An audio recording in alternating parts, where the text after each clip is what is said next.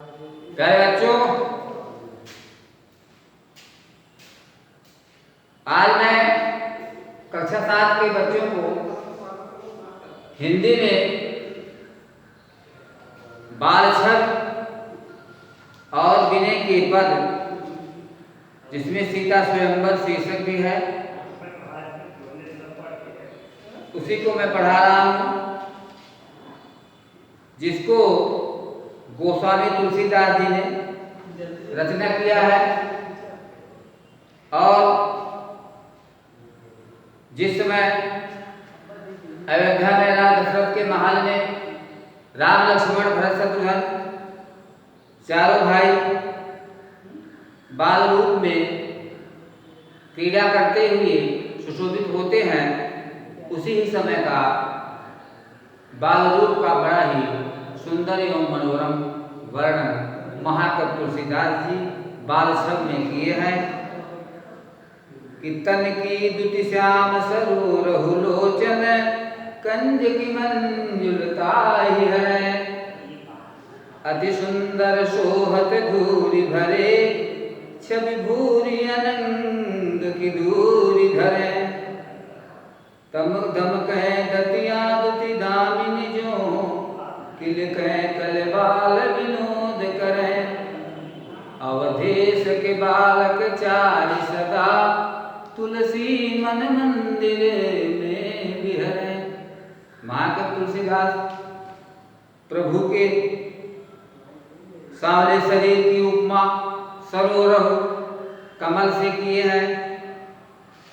जैसे नील कमल बड़ा ही सुंदर सुशोभित होता है, उसी प्रकार से प्रभु सांवले शरीर वाले नील कमल के समान तन की द्युति, तन माने शरीर, द्युति माने कान, भगवान की सांवली शरीर की कान खिले हुए नीले कमल के समान सुशोभित हो रही है।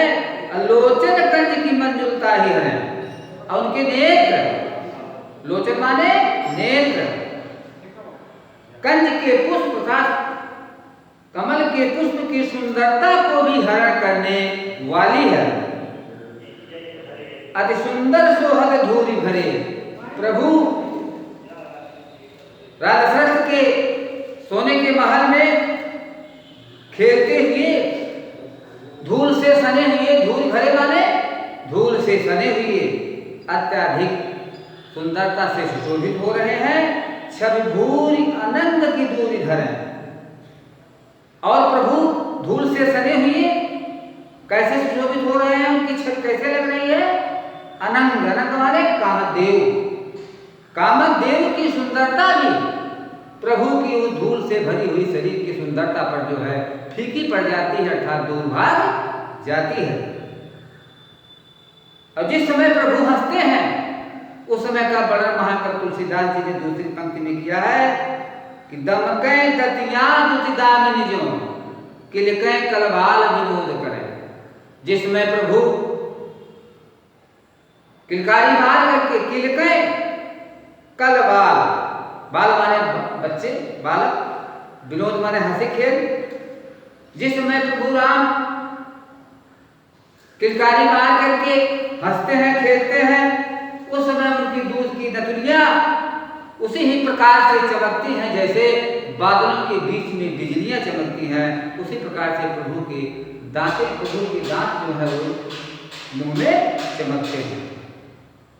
अंत में महाकवि तुलसीदास जी प्रभु से निवेदन करते हैं कि हे प्रभु, अवधेश के बालक चारि सदा तुलसी मन मंदिर में विहरे। राजा दशरथ, अवधेश माने अवध के राजा दशरथ के चारों पुत्र राम, लक्ष्मण, भरत, शत्रुघ्न मन मंदिर में विहरे, मेरे मन रूपी मंदिर में हमेशा के लिए निवास करें।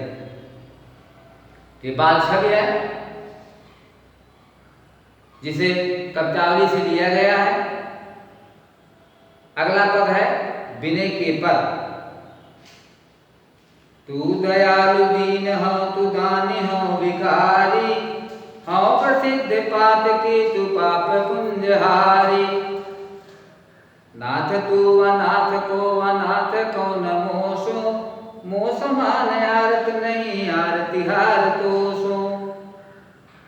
ब्रह्म तू हो जीव तू ही ठाकुर हो चेरो, तात मात गुरु सखा तू सब विधि तू मेरो। तू ही मोहि नाते अनेक मानिए जो भावे, ज्यों त्यों तुलसी कृपालु चरण शरण पावे। यह भी विनय पत्रिका से लिया गया है, तुलसीदास की रचना है। इसके शीर्षक है विनय के पद। तो तुलसीदास जी प्रभु से निवेदन करते हैं, परमपिता परमेश्वर से निवेदन करते हैं कि हे प्रभु तू दयालु दीन हो, आप दीन दुखियों पर दया करने वाले हैं। हाँ माने मैं संसार में सबसे बड़ा दीन दुखी हूँ। तू आप दान देने वाले हैं। हाँ भिखारी, मैं भिक्षा मांगने वाला एक भिक्षक के समान हूँ। हाँ प्रसिद्ध पातकी, हे प्रभु हाँ माने मैं पातकी माने पाप कर्म करने वाला। हे प्रभु मैं प्रसिद्ध पाप कर्म करने वाला हूँ। तू पाप पुंजहारी, पाप पुंज माने पापों के समूह वाला अर्थात महान पाप करने वाला। तो तू पाप पुंजहारी, आप पापों के समूह को दूर करने वाले हैं। हारी माने हरण करने वाले हैं। नाथ तू अनाथ को, हे प्रभु जिसकी रक्षा कोई नहीं करने वाला है उसकी आप स्वामी हैं, रक्षा करने वाले हैं। अनाथ कौन मोसो, और संसार में मेरे जैसा अनाथ व्यक्ति कोई नहीं है, इसलिए हे प्रभु इस अनाथ की आप रक्षा कीजिए, अर्थात अपने शरण में मुझे लीजिए। मोह समान आरत नहीं, आरत माने पीड़ित कष्टित। तुलसी जी कहते हैं, महाकवि तुलसीदास जी कहते हैं कि मोह समान अर्थात मेरी तरह मेरे समान, आरत नहीं अर्थात दुखी व्यक्ति कोई नहीं है। अवार की हार को सो, हे प्रभु वार के समान दुखियों के दुख को दूर करने वाला भी कोई नहीं है। ब्रह्मा तू, हे प्रभु आप ब्रह्म हो, साक्षात ब्रह्म हो। हाँ जीव मैं तो एक जीव हूँ। तू ही ठाकुर, आप मेरे मालिक हो। हाँ चेरो, और मैं आपका हमेशा सेवा करने वाला सेवक हूँ। तात मात गुरु सखा, इसलिए हे प्रभु आप पिता की तरह हैं, माता की तरह हैं, गुरु हैं मेरे, सखा है। सब विधि हर प्रकार से आप मेरा हितु अर्थात आप मेरा कल्याण करने वाले हैं।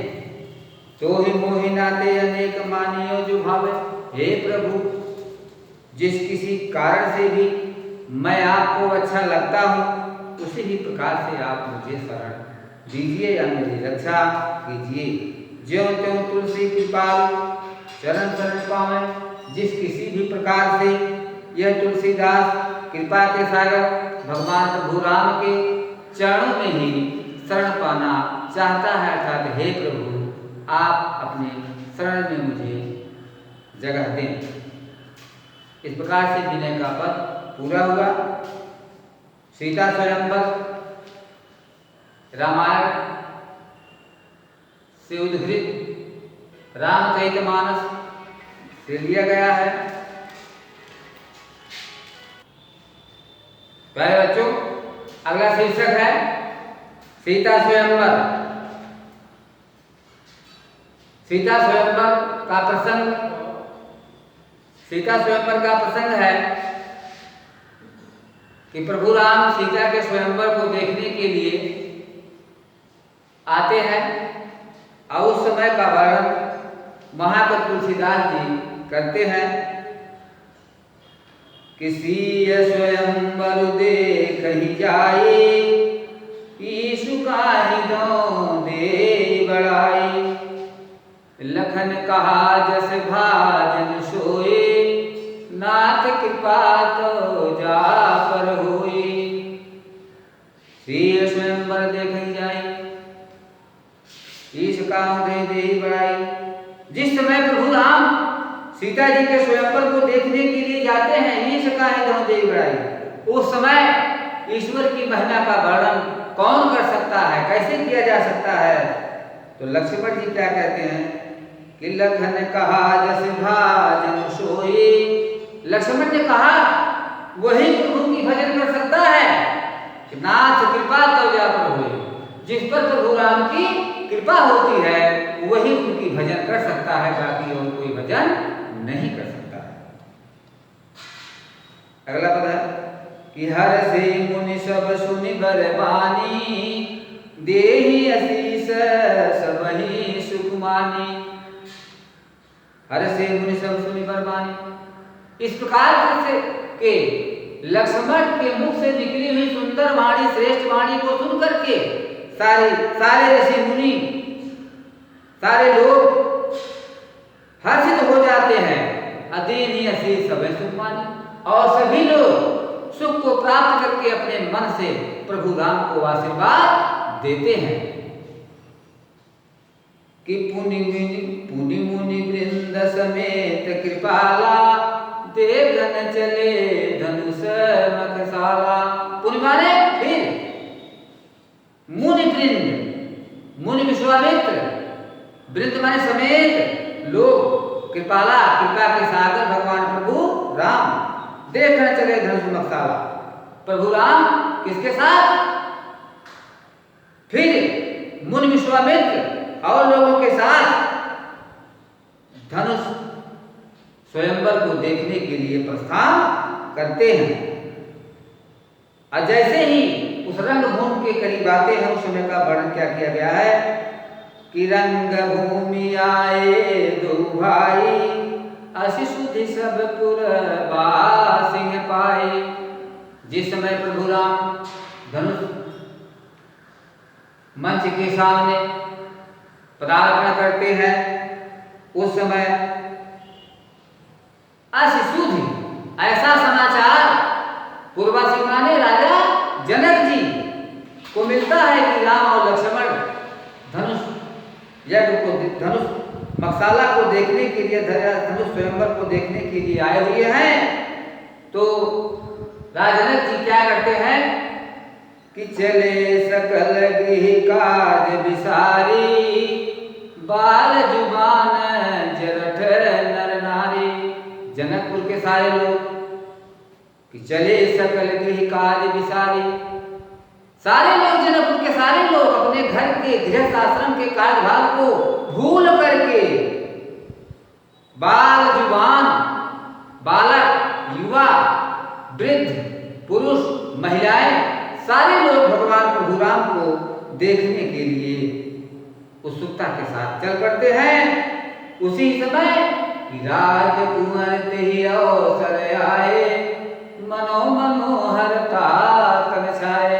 उसी समय प्रभु राम राजकुंवर था, राजा दशरथ के कुंवर था प्रभु राम, उसी समय आ जाते हैं। मनो मनोहरता तन छाए, मानो ऐसे लगता है जैसे उनके मन पर मन को हरण करने वाली कोई सुंदरता छाई हुई है।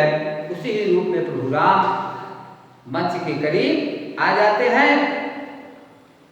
तो उस समय उनकी मुद्राएं क्या है, उनके गुण क्या है, उसका वर्णन महाकवि तुलसीदास ने किया है कि गुण सागर नागर बलबीरा, सुंदर श्यामल गौर शरीरा। प्रभु राम गुण के सागर थे, नागर चतुर थे, बलबीरा वीरों में श्रेष्ठ वीर थे, सुंदर श्यामल गौर शरीरा, सुंदर सांवले शरीर वाले प्रभु राम और गोरे शरीर वाले लक्ष्मण, ये दोनों भाई गुण के क्या थे? सागर थे, चतुर थे और वीरों में श्रेष्ठ वीर थे। राज समाज विराजत रूरे, उड़गन महुजन जुग विधुपुरे। अब प्रभु राम राजाओं के समाज में किस प्रकार से विराजमान होते हैं, इसका वर्णन तुलसीदास जी ने किया है।